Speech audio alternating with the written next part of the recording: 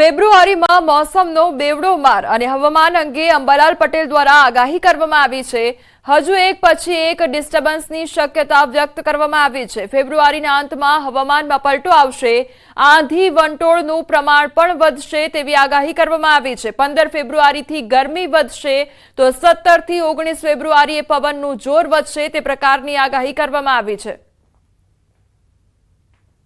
તાપમાન ઊંચું નોંધાવા છતાં પણ વહેલી સવારે ઠંડીનો અહેસાસ થઈ રહ્યો છે, એટલે કે બેવડી ઋતુનો અહેસાસ ગુજરાતમાં થઈ રહ્યો છે। ત્યારે આપણે વધારે માહિતી મેળવીશું। આપણી સાથે છે હવામાન નિષ્ણાંત અંબાલાલ પટેલ। કાકા, અત્યારે જે રીતે ઠંડી વહેલી સવારે ઠંડી લાગે છે, બપોર થતાં જ ગરમીનો અહેસાસ થાય છે, બેવડી ઋતુનો અહેસાસ કેટલા દિવસ હજુ રહેશે? બીજું આ બેવડી ઋતુનો અહેસાસ છે એ વસંત ઋતુમાં થતો જ હોય છે। હાલમાં આ વસંત ઋતુ જે છે એ લગભગ 2 માસની હોય છે અને આ 2 માસ દરમિયાન હમણાં બેવડી ઋતુનો અનુભવ થવાની શક્યતા રહે છે।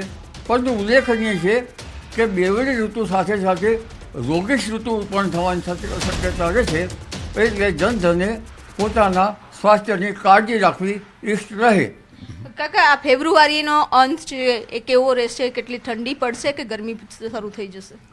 ગરમી તો તારીખ 15મી ફેબ્રુઆરીથી જ શરૂ થઈ જશે। કેટલાક ભાગમાં મહત્તમ ઉષ્ણતામાન 37 ડિગ્રી સેલ્સિયસ જેવું થઈ જવાની શક્યતા રહે છે, જેમાં મધ્ય ગુજરાતના ભાગોમાં મહત્તમ ઉષ્ણતામાન લગભગ 35 ડિગ્રી સેલ્સિયસને વટાવી જાય। ઉત્તર ગુજરાતના ભાગોમાં પણ મહત્તમ ઉષ્ણતામાન 34 ડિગ્રી સેલ્સિયસને વટાવી જાય। પંચમહાલના ભાગોમાં પણ મહત્તમ ઉષ્ણતામાન 34 ડિગ્રી સેલ્સિયસ જેવું થઈ જવાની શક્યતા રહે છે। કચ્છના ભાગોમાં પણ મહત્તમ ઉષ્ણતામાન વધી શકે। રાજકોટના ભાગોમાં પણ મહત્તમ ઉષ્ણતામાન લગભગ 32-33 ડિગ્રી સેલ્સિયસ જેવું થઈ જવાની શક્યતા રહે। જૂનાગઢના ભાગોમાં પણ મહત્તમ ઉષ્ણતામાન લગભગ 32-33 ડિગ્રી સેલ્સિયસ જેવું થઈ જવાની શક્યતા રહે। દક્ષિણ ગુજરાતના ભાગોમાં પણ મહત્તમ ઉષ્ણતામાન લગભગ 33-34 ડિગ્રી સેલ્સિયસ જેવું થઈ જવાની શક્યતા રહે। પણ ઉલ્લેખનીય છે કે તારીખ 17 થી 19માં મહત્તમ ઉષ્ણતામાન ઘણું વધે અને કોઈ ભાગમાં તો મહત્તમ ઉષ્ણતામાન 38-39 ડિગ્રી સેલ્સિયસ જેવું થઈ જવાની શક્યતા રહે। ઉત્તર ગુજરાતમાં પણ મહત્તમ ઉષ્ણતામાન વધે,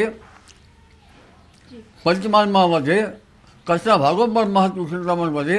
એટલે હવે ધીરે ધીરે તારીખ 17 થી 19માં ઉનાળાનો અહેસાસ થાય એવું થશે। કારણ કે આ વખતે વાતાવરણમાં વારંવાર પલટા આવી રહ્યા છે। એટલે કંઈક અંશે ક્લાઇમેટ ચેન્જના કારણે આ વખતે વાતાવરણમાં ઘણા ફેરફાર આવશે અને આ ગરમી જે છે એ ધીરે ધીરે ફેબ્રુઆરી માસના અંતિમ સપ્તાહથી જ પણ અકળાવનારી રહેવાની શક્યતા રહે છે।